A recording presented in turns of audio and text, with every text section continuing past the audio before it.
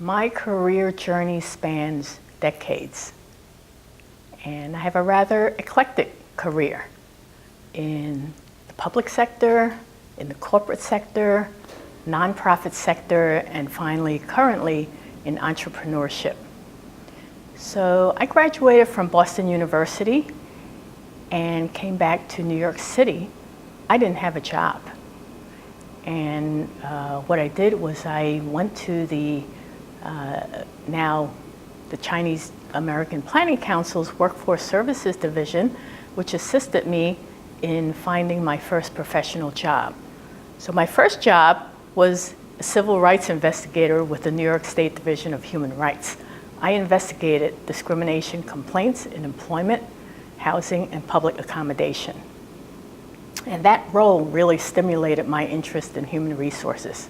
Moving on from there, when I outgrew that role, based on what mentors were telling me, I landed a role. I was recruited by the then Chemical Bank, where I joined the litigation section of the legal department. So I worked on discrimination cases internally, cases that were filed against the bank. And I worked with legal counsel to address those complaints. So I did that for a number of years, and also I was the liaison between legal counsel and the human resources community. And as new legislation emerged during those years, I helped the human resource community transform regulations into policies, procedures, and practices. My real goal was to get into the human resources function. So it wasn't a straight path, I discovered.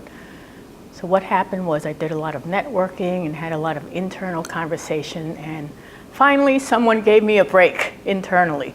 They hired me as human resources manager for a number of the corporate staff functions, and I became a human resource manager, finally. And it was in the day of corporate downsizing, so I spent a lot of time working with key executives to reshape organizations and put right people in the right jobs. So right-sizing organizations was something I spent a lot of time doing.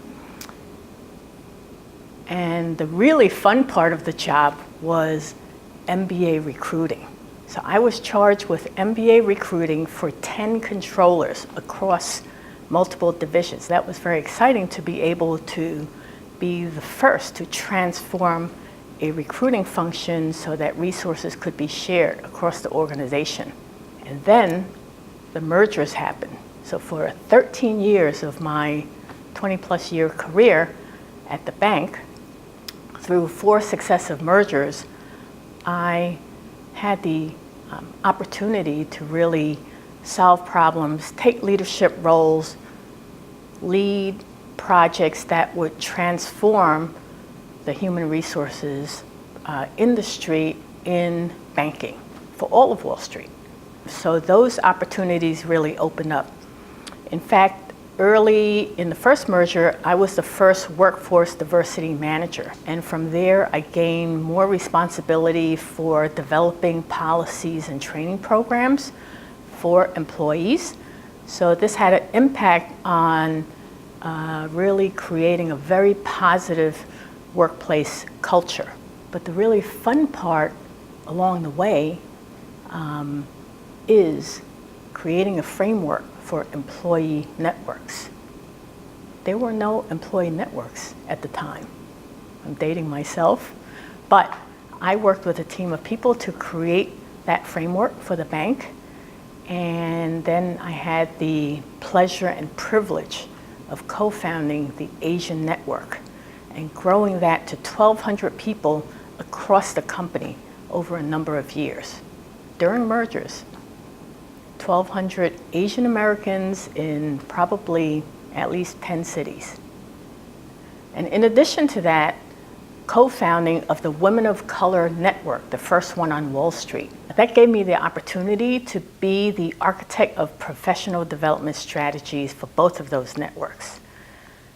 So that piqued my interest in diversity and really being the advocate for underrepresented groups and anyone who did not have a voice within a growing corporate world. The company grew to 100,000 people. So that was a really gratifying part of my career, developing these networks and giving people the opportunity to perform their best work and to create competitive advantage for the bank. I made a bold decision to move into entrepreneurship in 2005.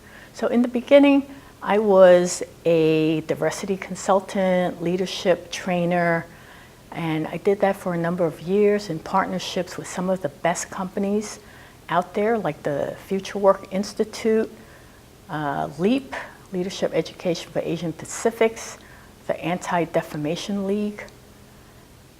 And I took those experiences and realized that my greatest contribution is through executive coaching and working with organizations going through transformative periods. So that's when, in 2009, I founded my company, The One Principles.